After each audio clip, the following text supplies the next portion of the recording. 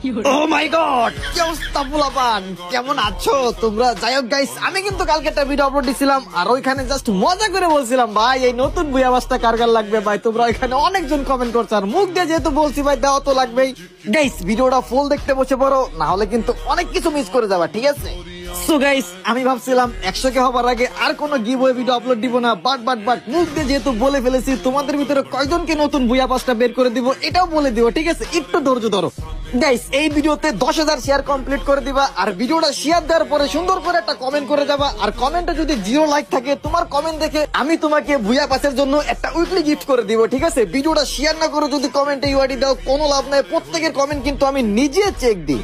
Guys সব থেকে বড় কথা, আমার আইডিতে কিন্তু ফলো থাকা লাগবে। আমি আমার ফলোয়ার ছাড়া কিন্তু কাউকে কিছু গিফট করি না, অ্যাডও করি না।